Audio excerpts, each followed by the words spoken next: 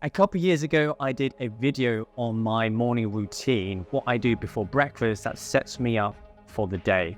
Now, fast track 2 years to today, it is now massively evolved, it's now so much better. And so in this video, I'm going to go through my top 5 things that I do before breakfast that gives me maximum energy, helps me focus and concentrate on my work throughout the day, and makes me feel amazing. Let's begin.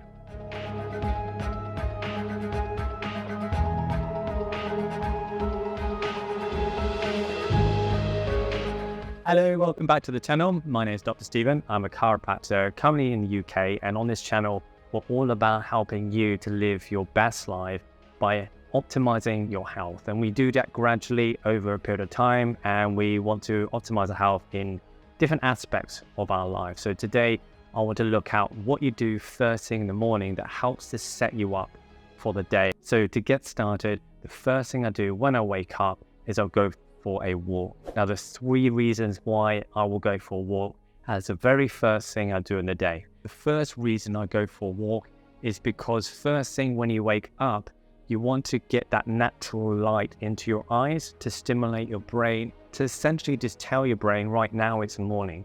And if you can give your brain a clear signal to say it's morning, it can really help to make you feel more awake, and it really helps to align your body clock so it knows when is morning and when it's evening. So it just helps to make you feel more awake. The second reason is that all night you've been absolutely still. Well, not absolutely still, but mostly still. You haven't been exercising, haven't been moving. And so to get some movement first thing in the day is really, really beneficial.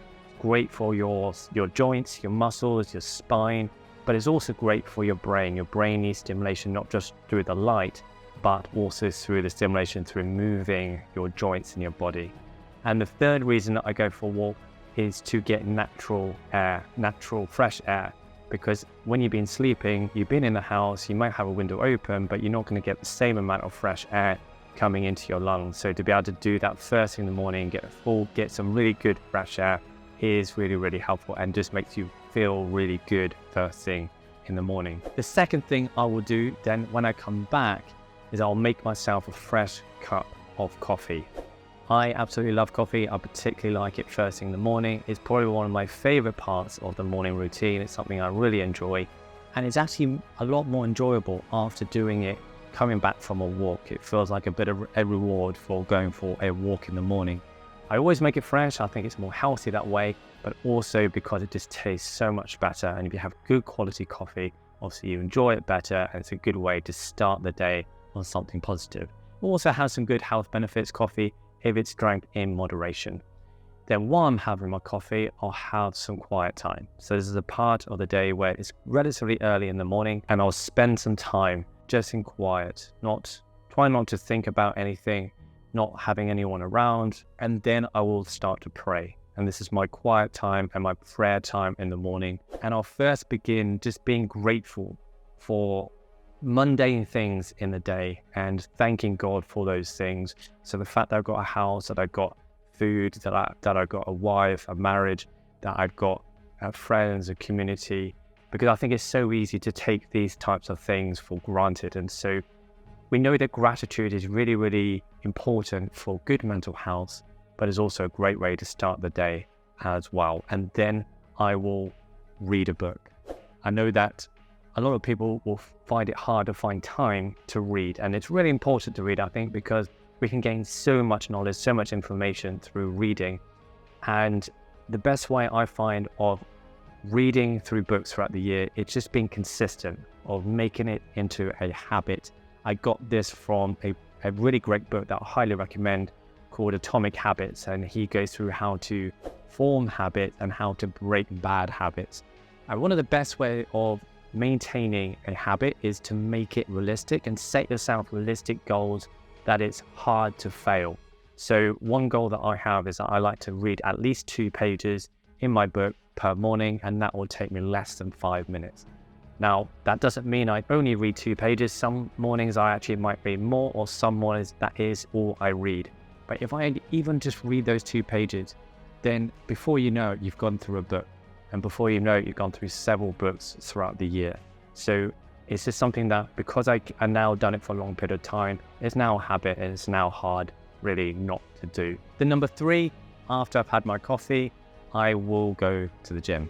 And I focus on 3 things at the gym. I want to focus on strength, and particularly functional strength, mobility and flexibility, and cardio. And I really believe in being strong in flexible positions. And I particularly evolved my gym routine, particularly in the last 6 months, after watching Ben Patrick, otherwise known as Knees Over Toes Guy, really revolutionized the way I think about training. And he has a foundational principle of being strong in flexible positions. So not just being strong in a small part of your muscle, but being strong in the entire range of how you move your joints and your muscles, because that is a very functional way, but also a way that you can protect yourself and not get injured as much. So I always begin with some sled. So I'll pull the sled and then push the sled. This is great because you are training your muscles in different ways. I went through a video, the benefit of backwards walking, that you can check out here. But it's also a great way of get some cardio, gets your heart rate going, and it trains your muscles going forwards as well as backwards. And then I'll move on to go through some strengthening, and then at the end, I'll finish with some stretching. And particularly in the last 6 months, I'm trying to increase my flexibility because I've been someone that's been quite inflexible. So I want to be able to improve that and then become strong in that, because one of the things that I love to aim for is to become as functional as possible, so I can utilize my body as well as possible, so I can make the most of life, basically.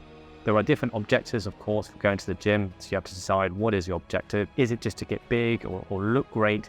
Or is it to be more functional? Or are you trying to get somewhere in between? And that will, of course, decide on then how you set your gym routine and what kind of exercises you then do.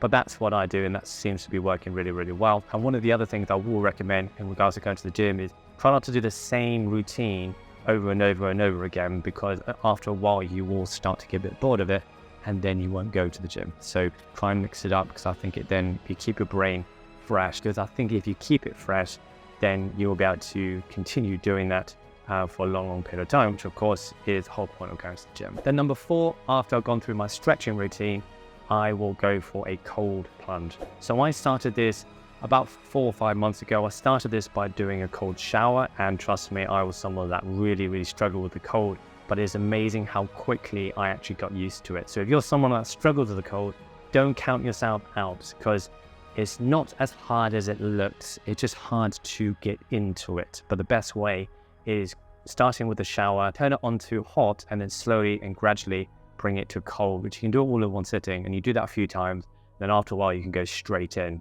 And then afterwards you can then transition to then going for full cold plunge. And then after a while you can add some ice. So now I'm at the stage where I add in ice, and I'll fully immerse myself, and I'll do that for 5 minutes. This is one of my favorite parts. It's a hard thing to get into, but after about 10 seconds, it feels great. And then when it feels even better is when I get out of the cold plunge. After it, you really do feel amazing. You have this type of buzz about you. It's been shown to boost dopamine a huge amount, and you feel good, you feel focused and energized. If you want to see the benefits of cold exposure, you can check out a video I did here of the cold shower, and I will do another video soon about the cold plunge. I'm actually in the process of getting myself an outdoor cold plunge, so you'll be able to see that in the video very soon.